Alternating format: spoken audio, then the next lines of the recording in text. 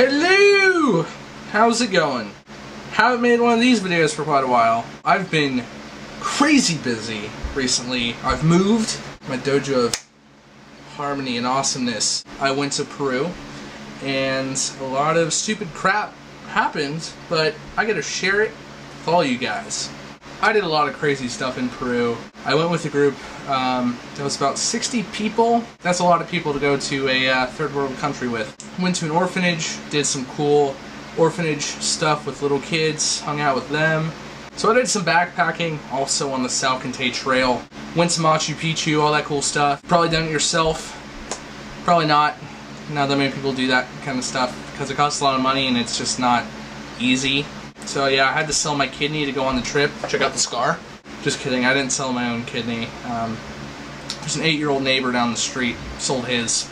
The story I have for you today takes place on my Peruvian adventure, the backpacking portion. We're on day one. Day one, not even day 3, day 5.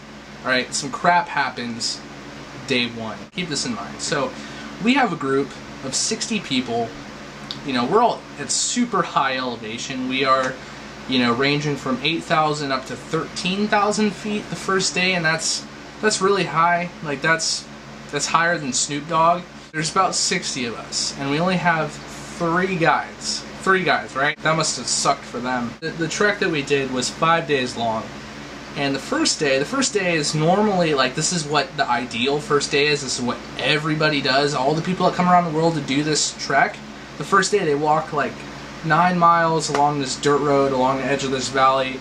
You know, pretty easy stuff, mostly flat, maybe a little bit of a grade that goes uphill.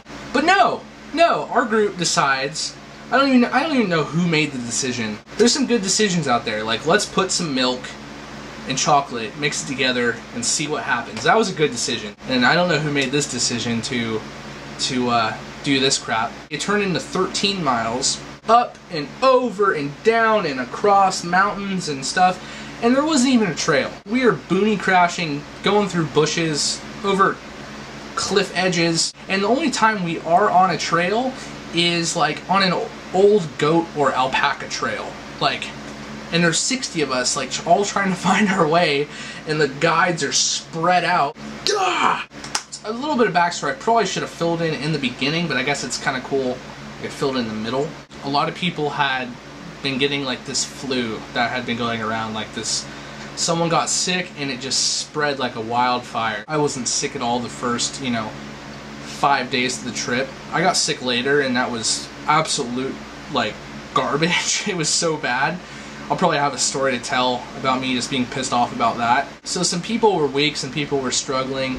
I was doing pretty well hiking the first day. Like, I was like ready, right? I prepared, I worked my butt off trying to get ready for this. So there's some stragglers, and that's why things were spread out so much.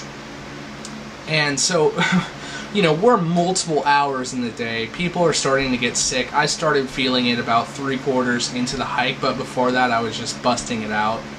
It's spread out to the point where I'm hiking by myself for like an hour.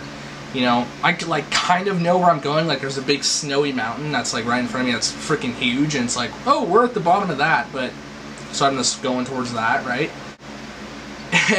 I'm by myself and it starts to get dark. It's about, you know, getting like really, really dark.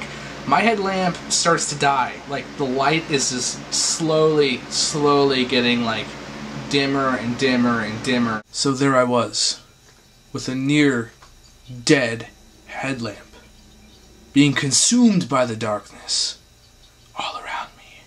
I actually caught up to this lady that was on the trip with us. Her and her son went. She was by herself too, so we kind of stuck together trying to figure out where to go. It got to the point where there was 8 different goat trails. We had no idea where to go. We followed one and it turned into nothing, and we're just in this big bottom of this valley. It's pitch black.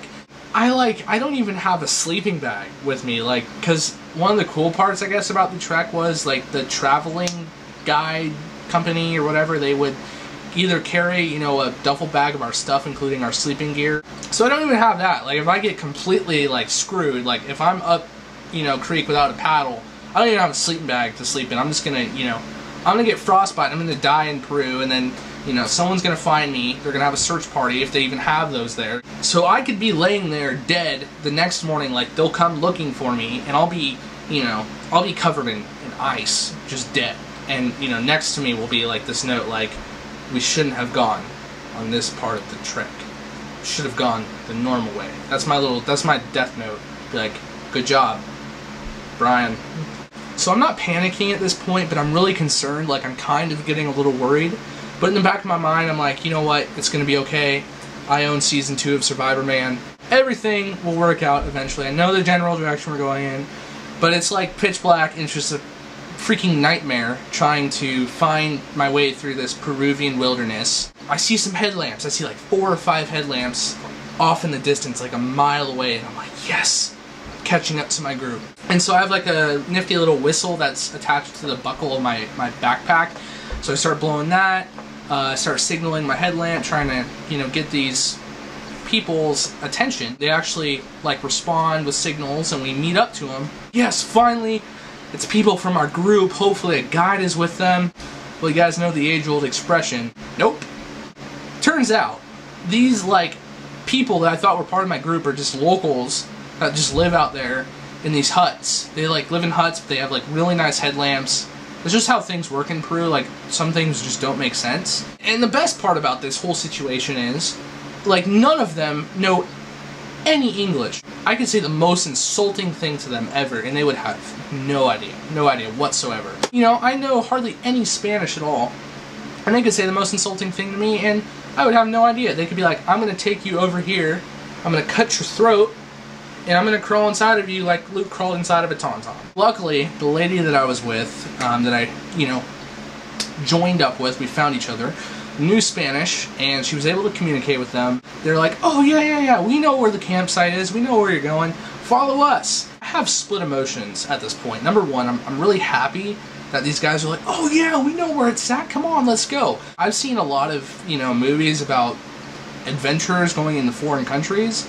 I don't know if this dude is gonna like lead us to some hut, literally beat the crap out of us or kill us, and then like take our stuff. That would just suck, you know?